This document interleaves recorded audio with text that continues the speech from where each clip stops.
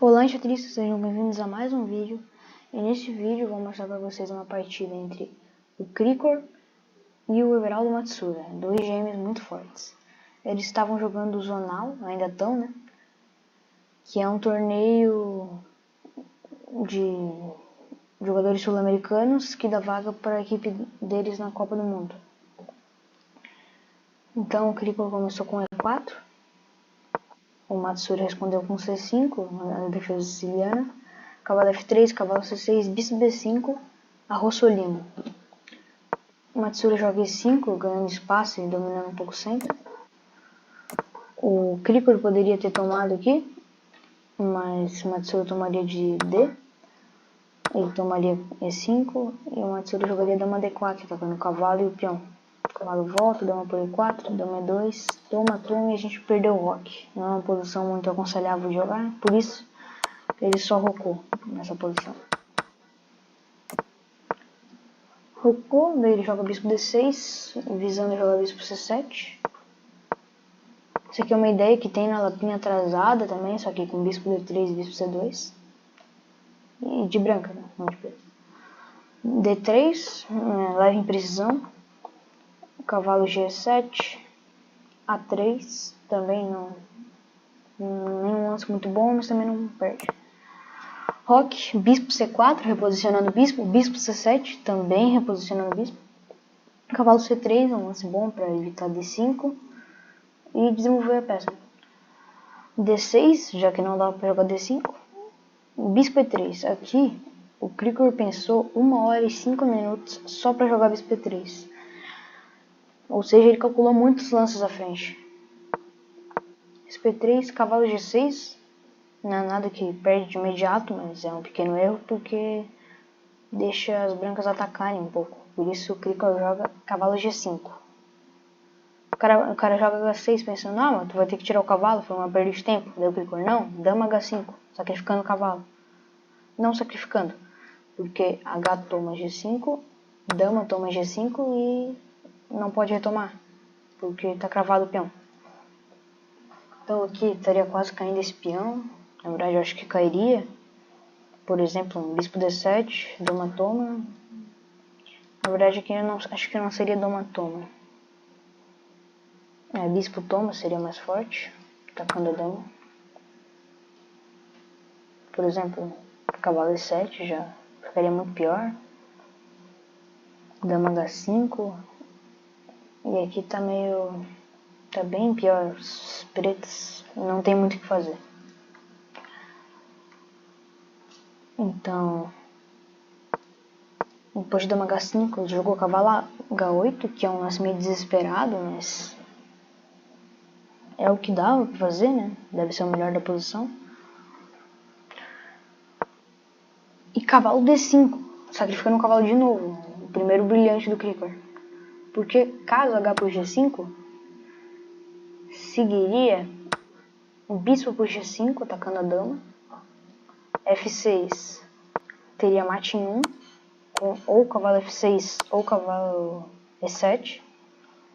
Tá vendo que é um cheque duplo, então o rei não poderia mexer, nem capturar o cavalo, porque estaria atacando aqui.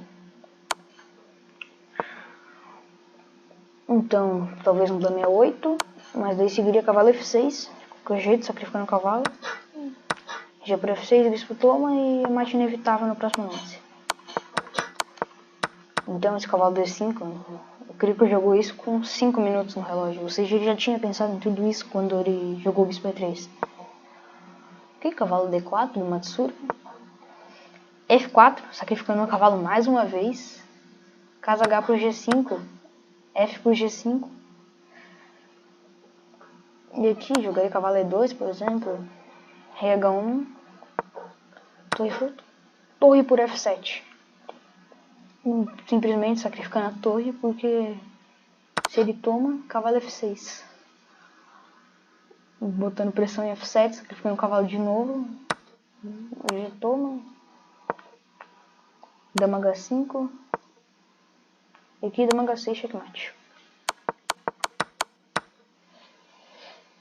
Então, ele não capturou o cavalo de novo.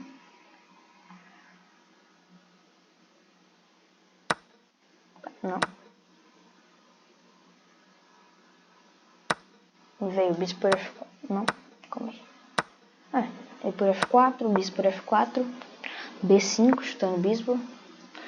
Bispo A2, D por C4, sacrificando o cavalo de novo. Aqui se toma de bispo. Torre D1 foi o que ele jogou, porque dessa vez ele tomou. Torre D1, torre AD1, que ele jogou. Que não era o melhor lance, mas é um lance muito forte. Atacar o cavalo. Caso ele jogasse F por G5, torre por F8 na hora. Se dama toma, cavalo por C7. Se ele mexesse a torre por D4, tá muito ganho, o rei dele tá exposto. E caso rei por F8, dama por H8, rei F7, dama H5 e cairia C7 também. Depois dama E8 e tomava em D4. A torre dele ia passar pro outro lado, futuramente. Muito perdido também. Então ele não tomou aqui. Ele jogou cavalo E6. E aqui, terceiro brilhante do Krikor, C5. Torre F7. O C5 que estava sacrificando de novo, né?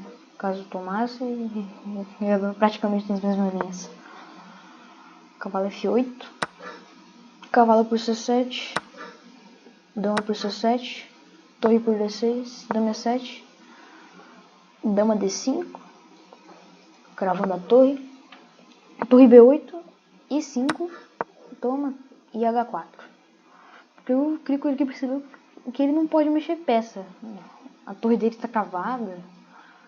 Tudo está caindo, sabe? Tá chegando torre D8. Então esse H4 foi bem cruel. Cavalo D7. E aqui, bispo G5. Dama E8 e C6. Porque o Matsuri abandonou. Abandonou porque não dá mais. Caso o cavalo saísse, simplesmente torre D8. Trocaria a torre pela dama e não tem mais o que fazer. Sai, tava caindo tudo aqui. Podia tomar torre aqui, ganhava a torre. Simplesmente não tem o que fazer. Esse foi o jogo. Agora vamos para a análise.